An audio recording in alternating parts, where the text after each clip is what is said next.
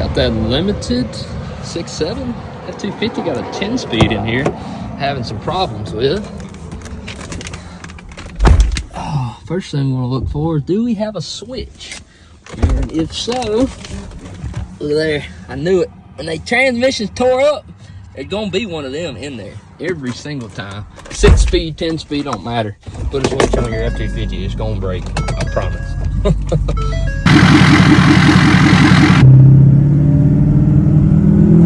Oh man, that was a good one. This thing will run. Ooh. It's definitely slipping in a few gears there, like 7th and maybe 4th, I couldn't really tell.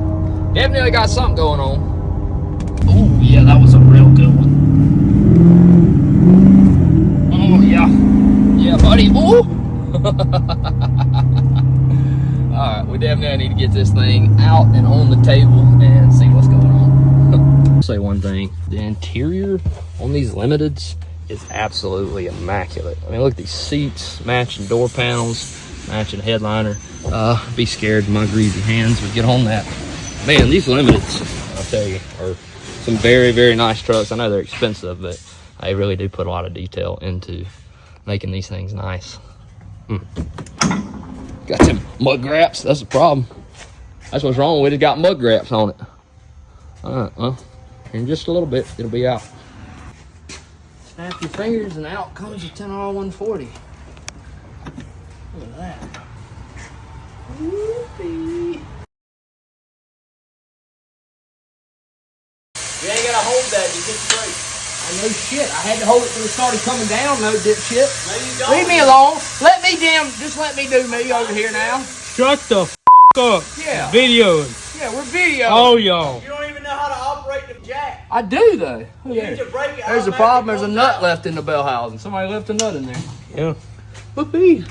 This video today is brought to you by Shop Monkey. We use Shop Monkey here at Flying Wrenches. When I left the dealership, I was running what little bit of business I had at the time on Google Sheets, and it just was not working for me. So we decided to take a chance on Shop Monkey, and honestly, it has been a wonderful help to our workflow, our production. I really love one feature I love about Shop Monkey is their canned services. For instance, this transmission, a 10R140, or a even more popular one, the 10R80, we were able to save a itemized list of the parts and the labor as a canned service and send those to customers. So it saves us a ton of time when people ask us, hey, how much for a 10R80 overhaul? I can click one button with the Shop Monkey and send that quote directly to them. So if you have a shop and you're thinking about maybe giving Shop Monkey a try, call them today, schedule a free demo, and be sure you told them that Flying Wrenches sent you. So if you didn't know what transmission we are working on here today, this is a 10R140 out of a 2020 F250. And as you seen in the video earlier, this thing is slipping in multiple gear changes. It's flaring, banging, doing all kind of crazy stuff. So we're going to rip this thing down and see what's going on, try to give this thing a full overhaul.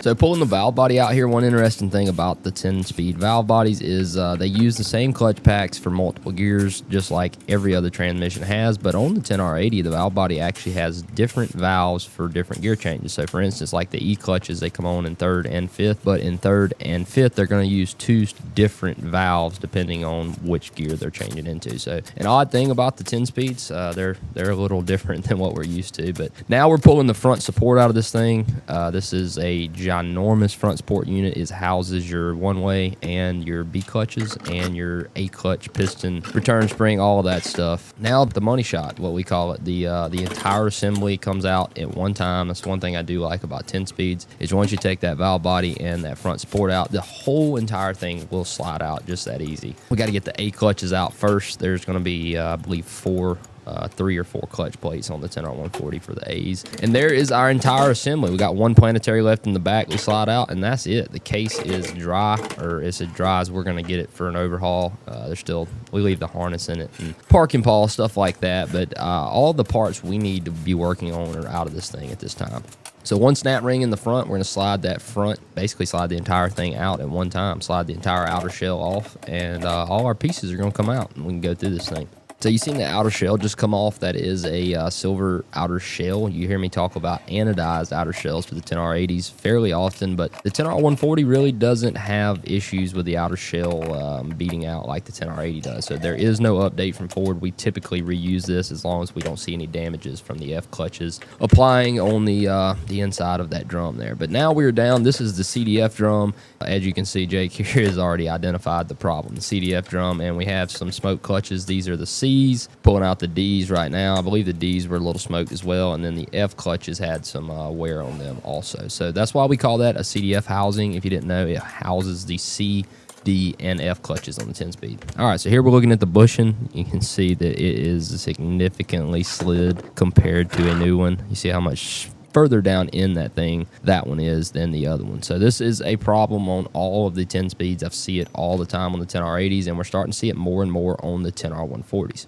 So busting this CF drum down so that we can replace the pistons and return springs in it. We do this in a press, which I did off camera here, or Jake did off camera. Jake's building this one. And basically the easiest way to get these out, just smash, Hulk smash on the table, get it out of there. Each clutch has one piston and one balance dam with a return spring in between those that has to come out. And we got several seals here on the inside and outside of this housing. We're going to pull each one off. This is just something we do. I pull each old one off and then, size them up to the new ones as I go on the new bushing. That's kind of the method, the best method to make sure that you don't miss any of the seals. Now, I know you don't have to remove them from the old one. We could just grab the new ones out of the box, but it's just a good habit to have. Do it the same way every single time so that you don't miss steps. All right, so here we're installing some assembly goo, and this is entirely different from wheel bearing grease. Assembly goo breaks down at a much lower temperature.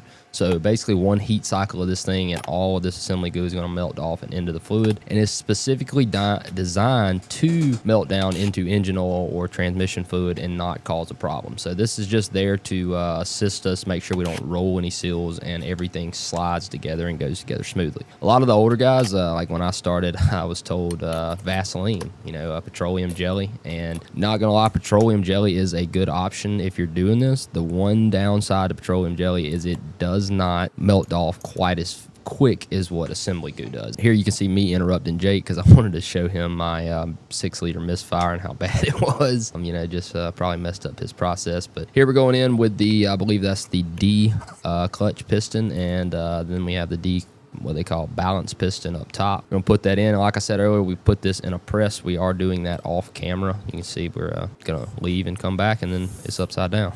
So same thing on the other side. We're gonna slide this thing in, and this is one of the most important steps in overhauling an automatic transmission, because these seals are extremely important in making sure that we don't have fluid bleed off, we don't have pressure leaks on our fluid, because remember, hydraulic fluid pressure is what applies the pistons on automatic transmission. So if we have any of those seals that are leaking by, it can cause us to not apply the clutches all the way, which will smoke them. It'll get hot. But yeah, we can see we're stacking up the F clutches here. We got some Raybestos, I believe, GPZ clutches. We really like the GPZs. Hold up very well from what we've seen. We've installed them in several of these transmissions at this point.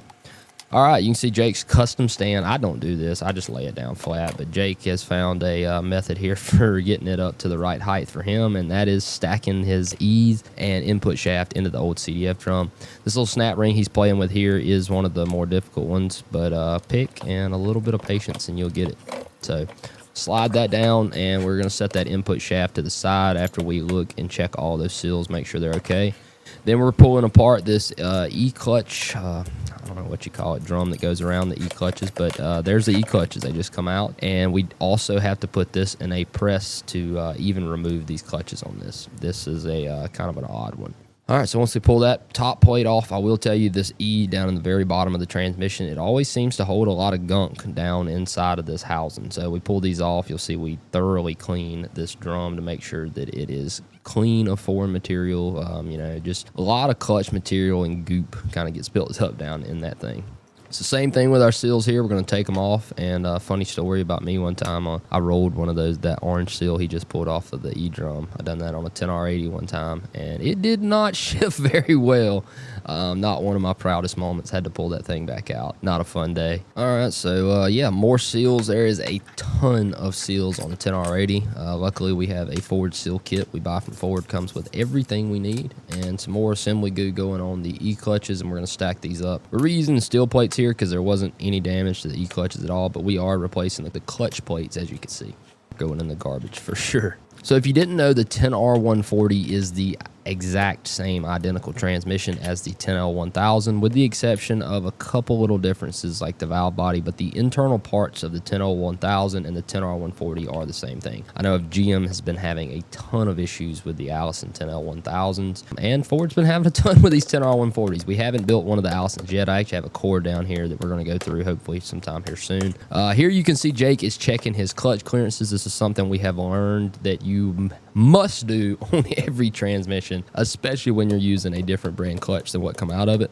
You have to make sure they are within spec, or you will have problems. We've missed a few here in the past, and I mean, they don't shift right. You have to pull them back out and get them right. So 10R140 overall, I'm not going to give it a very good rate, and I really like the transmission, but at the end of the day, they have been having a lot of failures when compared to the much stronger 6R140 predecessor. So I mean, the 10R140 is great for fuel mileage. It's great for power. It's nice when it works correctly, but they are having a ton of problems on this bigger 10-speed unit. Most of the transmission's actually built at this point. The last thing we're going to do is pull the front support apart. We have our B clutches coming off. So we're pulling this front support apart, taking the B clutches out, and inspecting. On the 10R140, you have to have a special puller to remove that one way off the top. You see right there, that's how you access the pistons. In the case of this front support, we actually replaced it because we did have some bushing damage inside bushings that the input shaft rides on. So we did end up replacing that front support. But here you can see we are putting the D clutches back in. We are stacking these up.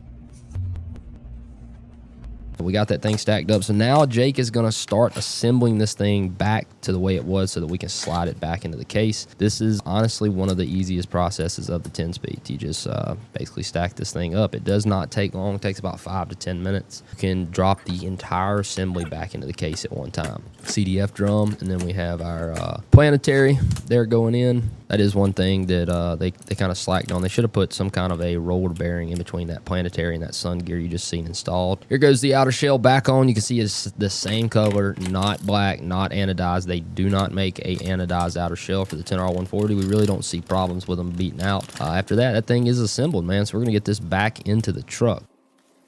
It's just so heavy, dude. Yes. And then you got to not scratch the seals. Yeah. Oh, beautiful. Beautiful. Yeah. You see? Yeah. Oh, my baby, the treetop. All right, we're going anywhere.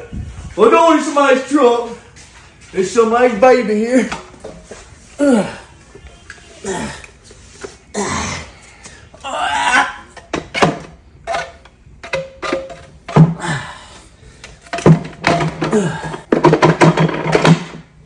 Day in the life, brother. A day in the life.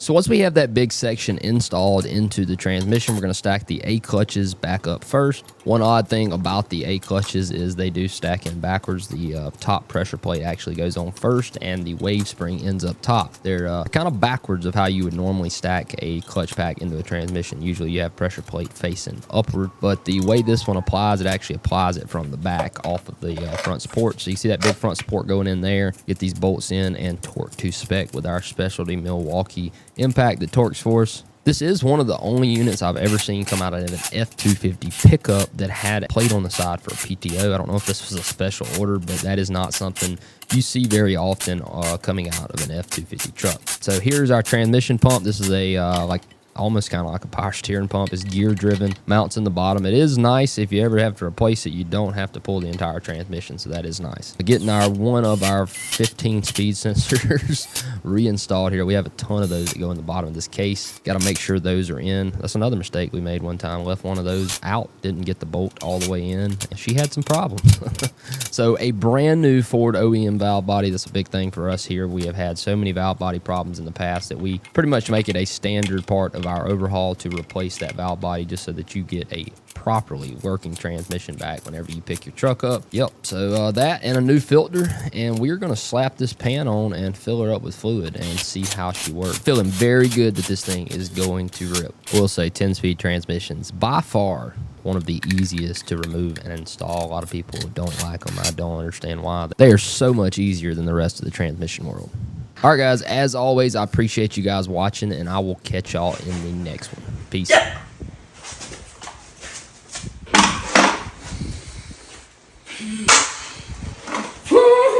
Pendejo. Don't do that. Too much. Go back to me. I gotta put the converter in. Let's get her secured here, brother.